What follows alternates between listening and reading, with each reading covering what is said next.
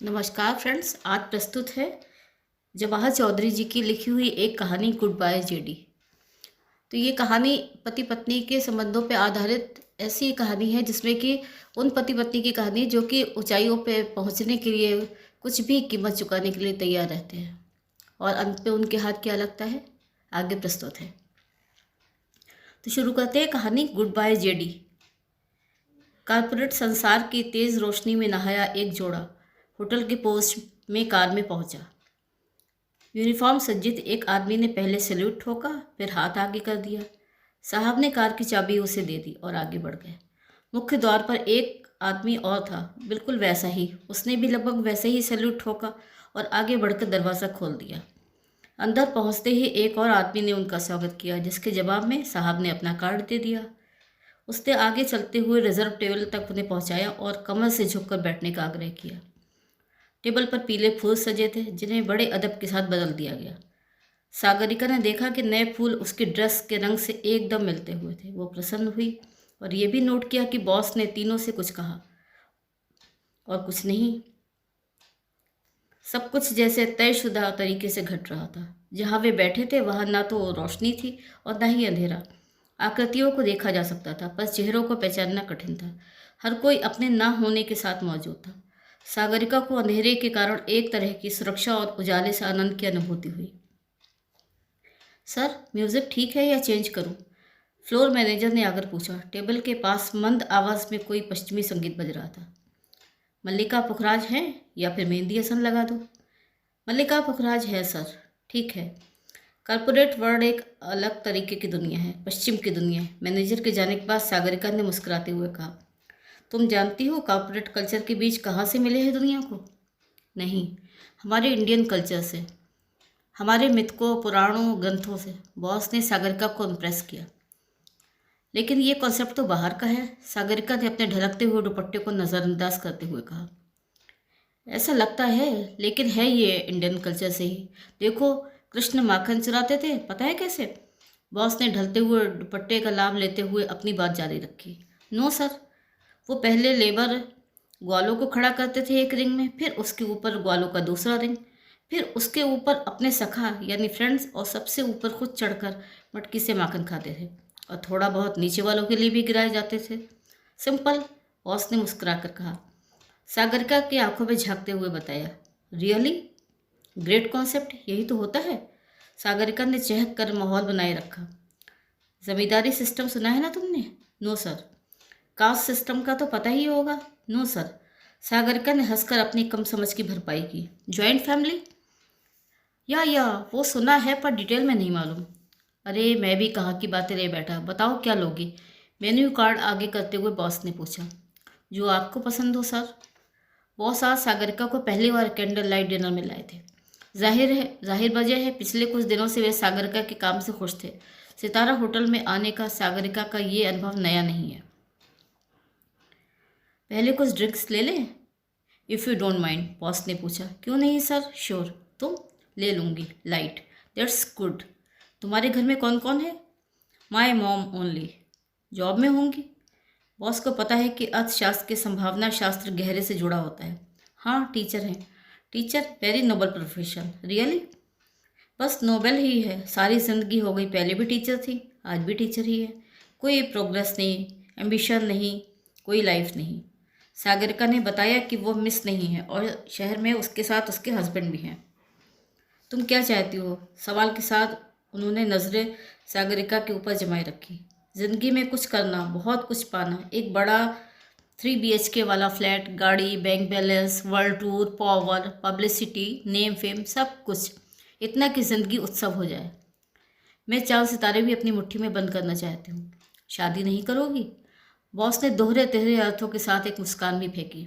ना, मेरी priority career है, शादी बच्चे नहीं। फिर भी हस्बैंड के मायने तो हैं। आखिर कार की सीट पर बगल में बैठने वाला कोई तो होना चाहिए। ड्राइवर रख लूँगी और दूसरी डोमेस्टिक सर्विसेज भी अवेलेबल है मार्केट में। कॉर्पोरेट वर्ल्ड में तुम बहुत ऊंची जाओगी। जो निचली सीढ़ी पर पैर रखने से नहीं हिचकता है, उसी का स्थान ऊपर के पायदान पर सुरक्षित रहता है। बॉस ने निचली सीढ़ी आगे की। सर, वो लो टाटा को वाली डील का क्या हुआ? सागरिका ने सीढ़ी की ओर पैर बढ़ाया। नेक्स्ट वीक मीटिंग है दिल्ली में, चलोगी? पार्टी को सेट करने में मेरी मदद हो जाएगी। कितने दिन लगेंगे? सारिका ने बनावटी चिंता के साथ पूछा। 4 दिन, उसमें रातें भी शामिल हैं। On duty 24 hours. हैं। बॉस ने जाम टकराया। चीयर्स तुम्हारे खूबसूरत नाम, इस खूबसूरत शाम के नाम। ऑफिस में कोई नहीं जानता कि सागरिका शादीशुदा है और उसका पति इसी कंपनी में नियुक्त है। उसे लगता है कि तरक्की के लिए लड़की का कुंवारी होना ज़रूरी है, लेकिन अनमैरिड रहना ज़रूरी है। कुंवारी लड़की को पदों पर बैठे आदमी अपना समझते हैं। जेडीएस यानी जयदेव सिंह से उसकी शादी से पहले ही तय कर लिया था कि किसी को इसका पता नहीं चलना चाहिए, वरना करियर की गति मंद पड़ जाएगी। खुद जेडीएस को भी करियर की चिंता है। सागरिका की तरक्की उसकी ही तो तरक्की है, और फिर आजकल ढोल पीटने का ज़माना भी नहीं है।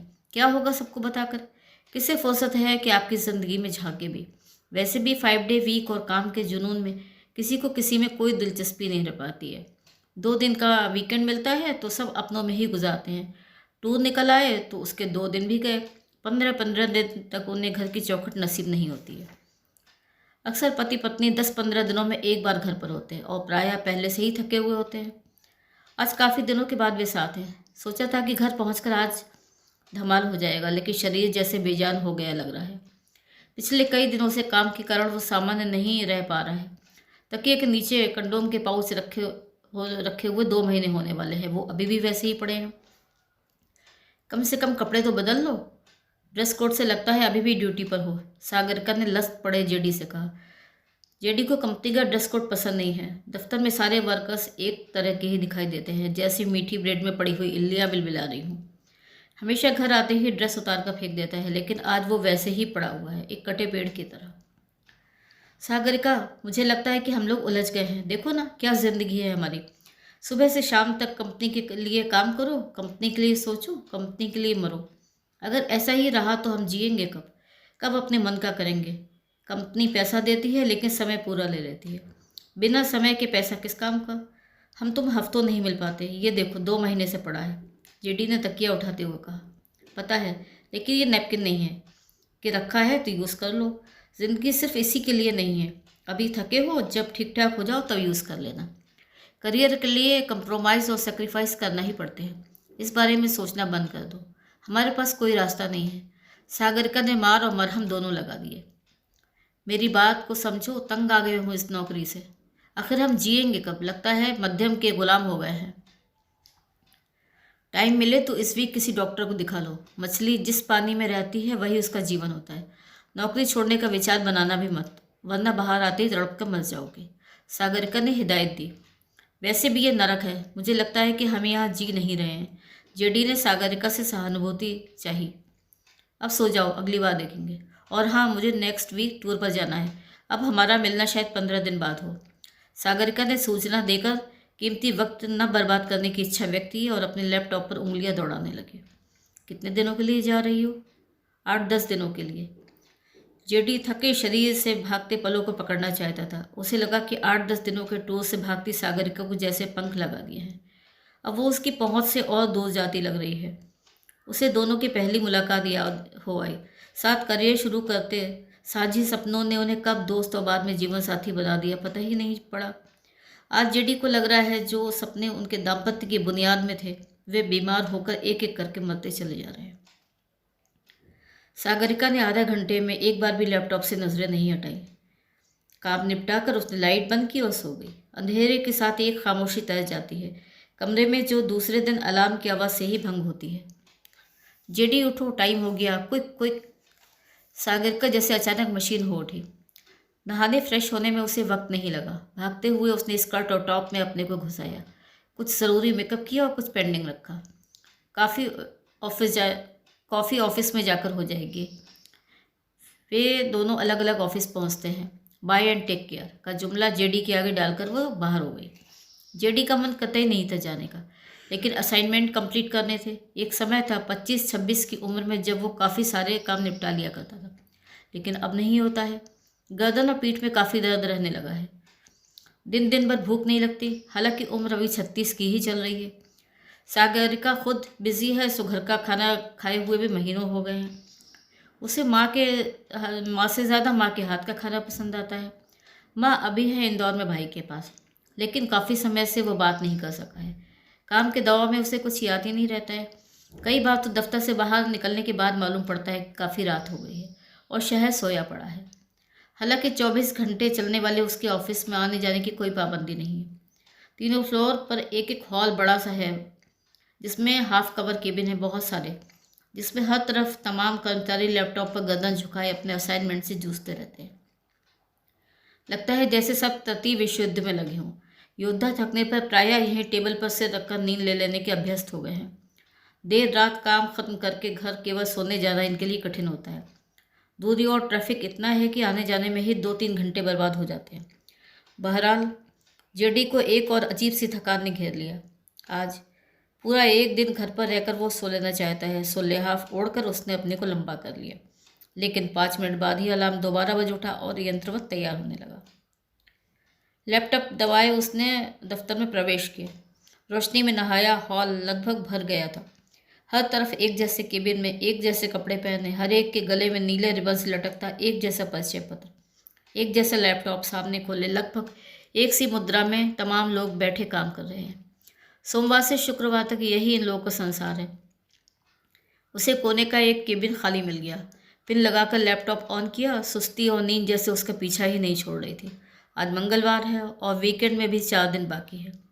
सोचा पहले थोड़ा सो लूँ, लेकिन असाइनमेंट का दबाव भी बराबर मौजूद था। हाय जेडी, क्या हो रहा है? जैकी ने पूछा, जो पिछले प्रोजेक्ट में उसके साथ था। अब शुरू कर रहा हूँ। और सुना, छटनी का सुन रहे हैं? बात हो रही है कि 700 से ज़्यादा बाहर जाएंगे जिनका परफॉर्मेंस ठीक नहीं है। 700? तेरे असाइनमेंट का क्या चल रहा है? अभी कर रहा हूँ, जल्दी निपटा यार, वरना दिक्कत हो सकती है, कहते हुए जैकी चला गया। जेडी को लगा कि अचानक उसमें एक ताकत सी आ गई है। नींद और सुस्ती अविश्वसनीय रूप से स्थगित हो गई है। पिछले हफ्ते वो एक स्टेप पर ऐसा उलझ गया था जिसपे पूरे 2 दिन बर्बाद हो गए थे, लेकिन अब जो भी हो उसे रात दिन लगकर काम पूरा करना होगा। उसे विश्वव्यापी मंदी का ख्याल हो आया। शाम होने से पहले सागरिका बॉस के साथ टूर पर निकल गई। इससे कंपनी में उसका महत्व, ओहदा और वेतन तीनों बढ़ेंगे। यदि ये डील उस तरह पूरी हो गई जिस तरह कंपनी चाहती है तो उसे पावर भी मिलेंगे। सागरिका, इस डील के लिए हमें कुछ भी करने के लिए तैयार रहना होगा। हर हाल में इसे हासिल करना है। बॉस ने होटल पहुंचते ही ध्यान अपने टारगेट पर केंद्रित किया। हम आए ही डील के लिए हैं सर, करके ही जाएंगे। सागरिका भी आर पार के मूड में थी। चाहे जो हो, जैसे हो। ओके सर, सागरिका ने बात को समझते हुए कहा। 3 दिनों तक स्टेप बाय स्टेप और आगोश दर आगोश मीटिंग चलती रही। डिनर से पहले और डिनर के बाद जो जो हुआ सब डील के अंतर्गत हुआ। कंपनी आज अपने समकक्ष कई दूसरी कंपनियों को पीछे छोड़ते हुए बहुत बड़ी सफलता हासिल कर रही है। डील पूरी होने की सूचना मिलने पर कंपनी ने बताया कि डील टीम के लिए एक वर्ल्ड टूर गिफ्ट किया गया है और सागरिका का प्रमोशन किया जा रहा है। शनिवार की सुबह सफाई कर्मियों ने देखा कि एक साहब टेबल पर अभी भी सोए पड़े हैं। उन्हें उठाने की कोशिश की गई तो लगा बेहोश है। गले में लटके परिचय पत्र से मालूम हुआ कि ये जेडीएस है। एम्बुलेंस से अस्पताल पहुंचते ही डॉक्टर जुट गए। पता चला कि ना वे केवल मर गए हैं बल्कि उनकी मौत हुए भी 3 दिन हो चुके हैं। उनका शव अस्पताल में सुरक्षित रख लिया गया है और यहाँ कहाँ रहते थे किसी को मालूम नहीं है। इसीलिए उनके घर इंदौर फ़ोन कर दिया गया है। सोमवार को दफ्तर खुलते ही मैनेजमेंट ने शोक पत्र पर हस्ताक्षर कर दिए और एक कॉपी नोटिस बोर्ड पर लगा दी। कंपनी की डील टीम दोपहर तक लौटाने वाली है। शानदार डील की खुशी में रात 8 बजे कंपनी की तरफ से एक ग्रैंड पार्टी आयोजित है। इसी में सागरिका के प्रमोशन को भी सेलिब्रेट किया जाएगा। सागरिका को जेडी की खबर मिल चुकी थी। घर पहुंचकर तकिए में सिर दिए वो कुछ देर रोती रही। उसे विश्वास नहीं हो रहा था कि जेडी अब नहीं है। उस दिन आखिरी मुलाकात के समय वो कितना नर्वस था। काश उसने उस दिन उसे थोड़ा समय दिया होता। कॉर्पोरेट सिस्टम में वो सबसे नीचे वाले रिंग में था, इसीलिए सबसे ज़्यादा दबा हुआ भी। उसे जेडी पर गुस्सा आया। यहाँ लोग सपनों के साथ उड़ान भरते हैं और वो अपने सपनों के साथ मर गया। लेकिन वो किसी के लिए नहीं मरेगी, ना साझे सपनों के लिए, ना जेडी के लिए। तभी तकिए के नीचे रखा कंडोम का पाउच उसके हाथ में आ गया, जिसे उसने अपने पर्स के अंदर वाले पॉकेट में रख लिया। घड़ी देखी, 4:30 हो गया। उसे अभी पार्लर जाना है। रात 8 बजे से पहले तैयार होकर पहुंचना है। आज उसके करियर का सबसे बड़ा दिन है। मुंह पर पानी के छींटे मारकर उसने अपने को फ्रेश किया और गुड बाय जेडी कहते हुए बाहर निकल गई। कहानी सुनने के लिए बहुत बहुत धन्यवाद। तो ये थी आज की कहानी, और अगर मेरी कहानी पसंद आई हो तो चैनल को सब्सक्राइब ज़रूर करिएगा।